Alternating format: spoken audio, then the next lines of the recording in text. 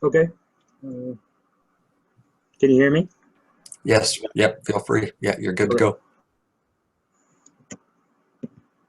Okay. Good morning. My name is William Toledo. I'm a PhD student at New Mexico State University. Today I'll be presenting the assessment of ultra-high performance concrete overlays on concrete bridge decks. This is the basic outline of the presentation. First, I will cover the background of the study. Then I'll present some preliminary work in the form of bond strength between the UHPC and normal strength concrete substrate. Next, I will cover the experimental methods for the shrinkage tests as well as the slab testing. After presenting the methods, I will cover the results we obtained from the shrinkage and slab testing. And finally, I will finish with the conclusions drawn from this work. So the main objective of this project was to assess the potential of ultra-high performance concrete for use as an overlay on existing concrete bridge decks. Now we'll cover some background as to why shrinkage is an important topic when considering an overlay material.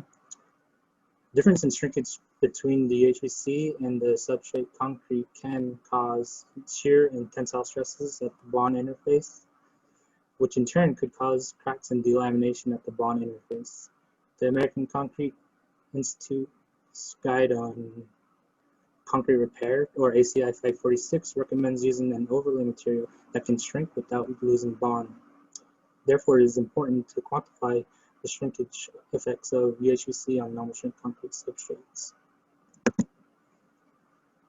Now I'll present the preliminary work in this study, which is the testing methods used to assess the bond strength between UHPC and normal strength concrete substrate. To assess the bond strength, 3 tests were conducted. These tests were the slant shear test, the splitting tension test, and the direct tension test.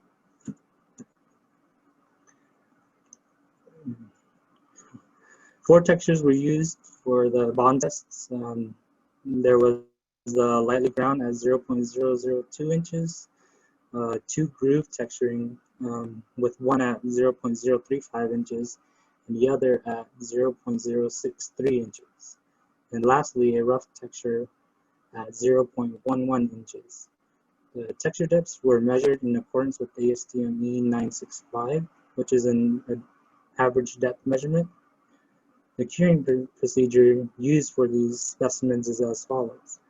The substrate halves were demolded and placed in the moist room at 72 degrees Fahrenheit and 90% relative humidity for 6 days, and at an age of 7 days, the substrate surfaces were textured and overlaid with UHPC. The composite specimens were then demolded and cured at ambient lab conditions, which is 68 degrees Fahrenheit and 30% relative humidity, until an age of 7 days prior to testing. I'll cover the bond strength test results, starting with the slant shear test. ACI 546 recommends a minimum slant shear bond strength for repair concrete of 1,000 psi. The slant shear bond strength in this study exceeded the minimum ACI requirement on average, even with the lowest texture depth of 0.002 inches. As for splitting tension, ACI recommends a minimum tensile strength of 150 psi, which again, the minimum tensile strength requirement was met on average, even with the lowest texture depth of 0.002 inches. Now the direct tension pull-off test results. Surfaces prepared by grinding did not meet the ACI minimum requirement due to grinding clogging pores, which are essential for the UHPC to adequately bond to the normal strength concrete substrate. However, specimens with chipped surfaces provided sufficient bond strength. Now I will discuss the UHPC mixture proportions. The UHPC was a thixotropic mixture, which means it is very viscous when at rest until an external force is applied, such as a vibration rod. The UHPC mixture proportions used the following mixture: 1,377 cement pounds per cubic yard of cement, 172 pounds per cubic yard of both silica fume and fly ash, at 1,702 pounds per cubic yard of sand, 9.09 gallons per cubic yard of master selenium's 30-30 high range water reducing admixture, 258 pounds per cubic yard of water, and finally a 1.5% by volume of high strength steel fibers, which came out to 201 pounds per cubic yard. The mixture proportion was selected because it provided adequate workability with a slump of 7 inches and a spread of 10.5 inches, while providing thixotropic behavior to ensure the overlay will only move with vibration, but will not move at rest.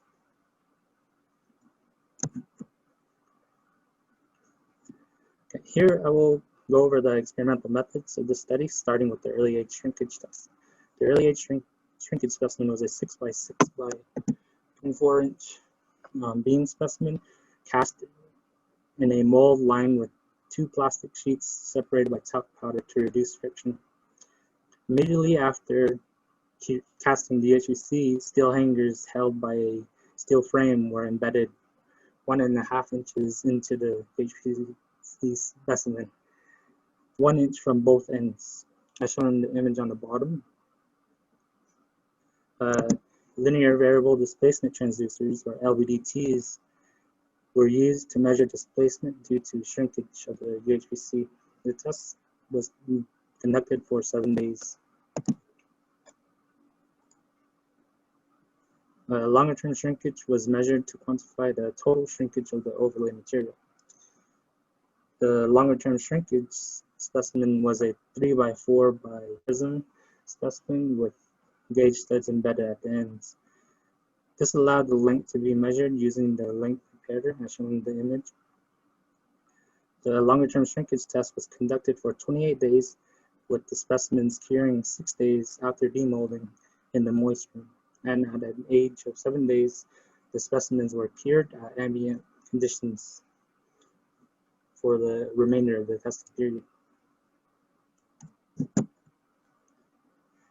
Now, shrinkage and thermal effects were investigated using 3 feet by 3 feet normal strength concrete slabs overlaid with UHPC.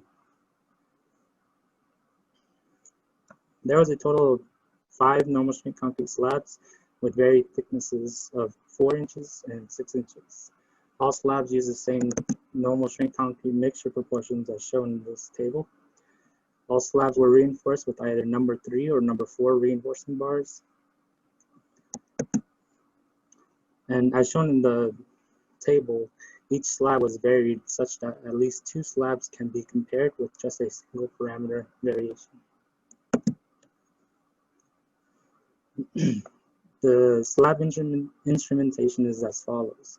There were 6 3/4 inch vibrating wire strain gauges that were embedded in the concrete substrate,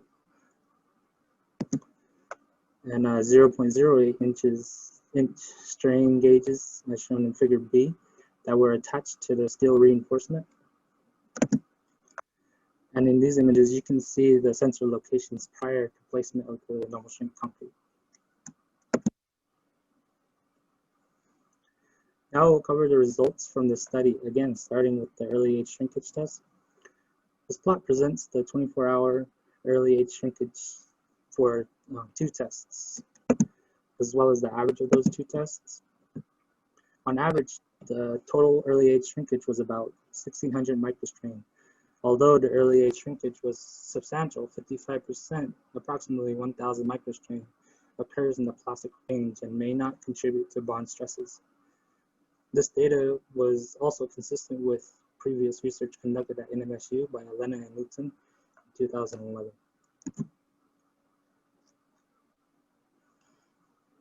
Here's the longer-term shrinkage results.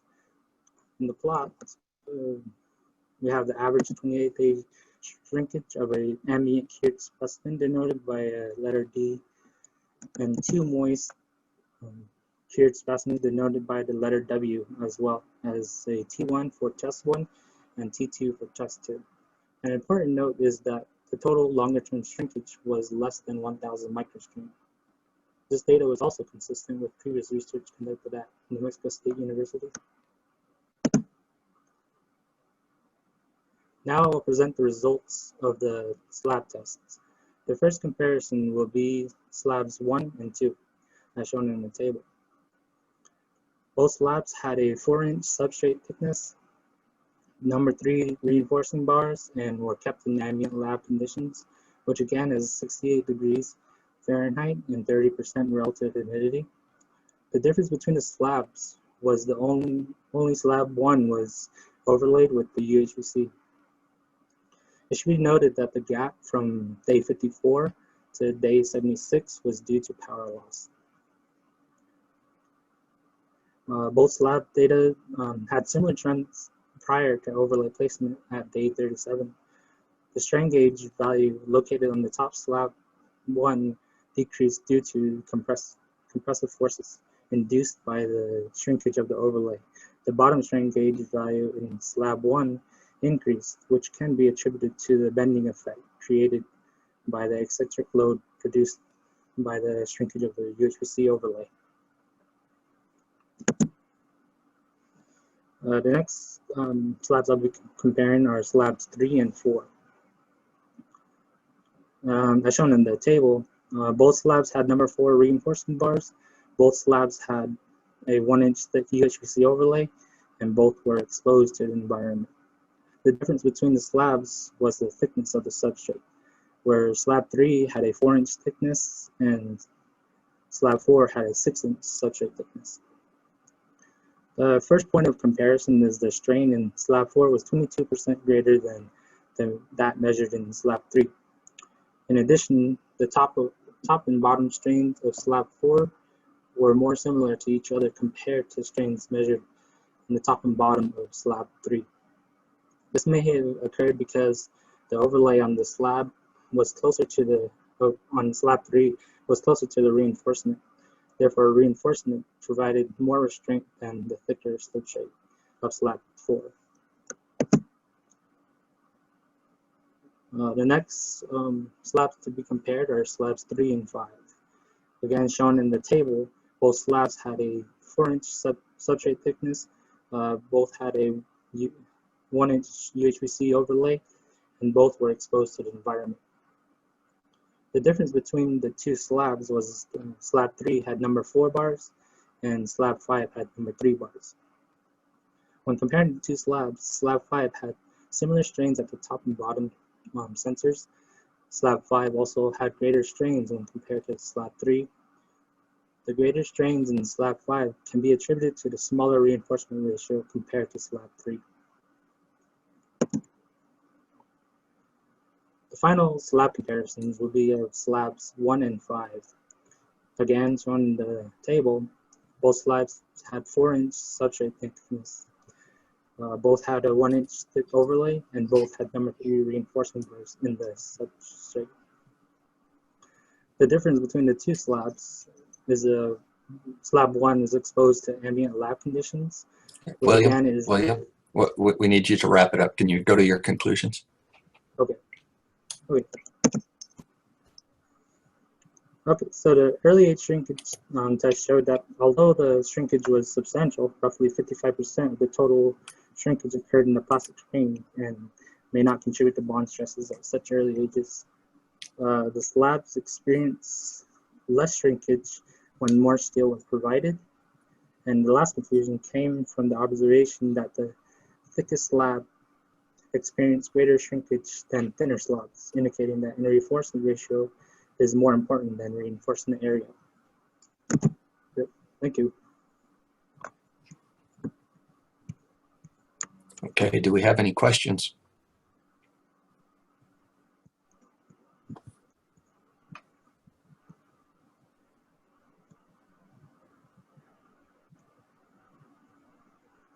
Okay, it appears that we don't have questions.